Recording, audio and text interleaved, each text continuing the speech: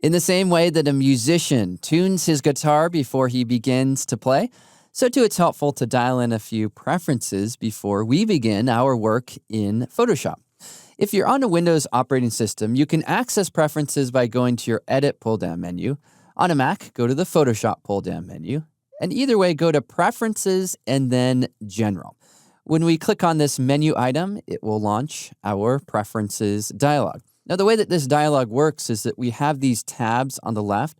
You can click on one of these tabs, then it displays preferences or options that we have over here on the right.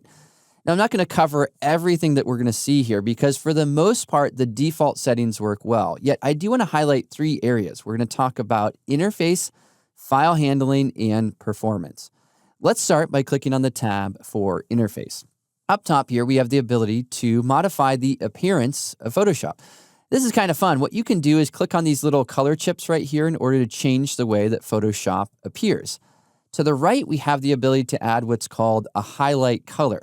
You can see the highlight color. It's currently gray down here, showing me that this layer is selected. If I change this by clicking on the pull-down menu to blue, all of a sudden that highlight color is now blue. And this works in whatever color theme we have selected.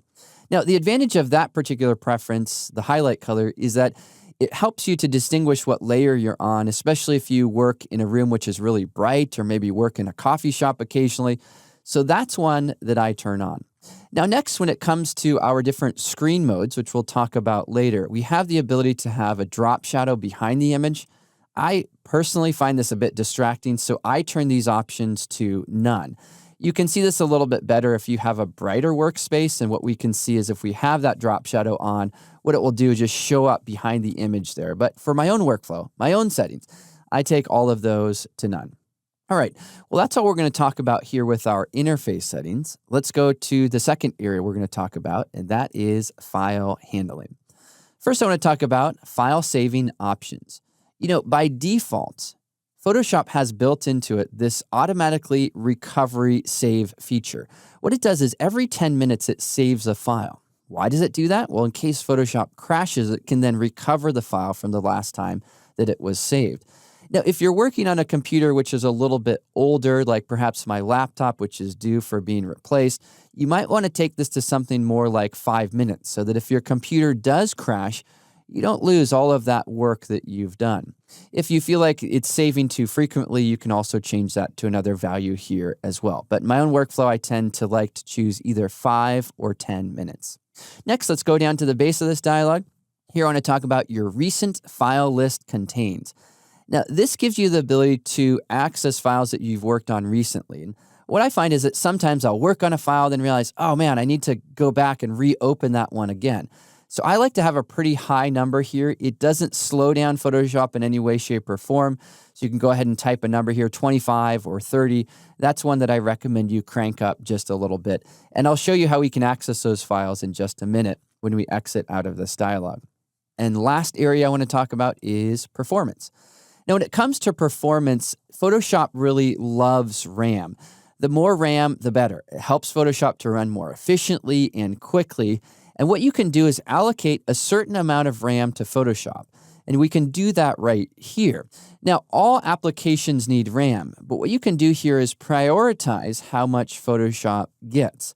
By default, it's getting 70%. In other words, perhaps you're going to run Photoshop and then maybe have iTunes and a web browser and Lightroom open in the background as well. So you need some RAM for those other applications too. Or maybe you're really just going to focus in on Photoshop, like one of my friends who's a retoucher.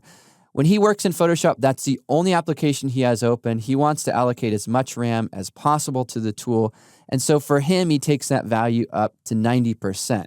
Or perhaps, like me, you're going to have a few applications open. Maybe you're going to drop this down a little bit so that you can have some RAM dedicated to Photoshop, but also to those other tools as well. All right, well, after you've dialed in those settings, which we've talked about, and here we talked about our interface, file handling, and performance setting, the next step is to simply click OK.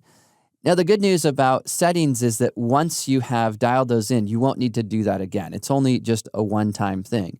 I should point out, though, that for certain settings, you're going to need to close and reopen Photoshop in order for those to take place. So you might want to do that now. Yeah, before I finish this movie, what I do want to highlight is that when you're looking to open those recent files, you can access those by going to File, Open Recent. And this is the number of files that we'll see based on the number that we set there in our preferences. We'll also see this when we go to File, Open. This will open up a panel on the right showing us our recent files. And here you can see the recent files that I've opened in Photoshop. The advantage of this, of course, is if we want to work on a file which we opened recently, say like this one right here, we can just click on that and then we can reopen it and continue our work from where we left off. All right, well, that wraps up our conversation about preferences. Last thing to keep in mind is that they are preferences, right? It's completely up to you how you dial those in. I just wanted to highlight a few of those preferences, which I think may be helpful to you as you set up your version of Photoshop.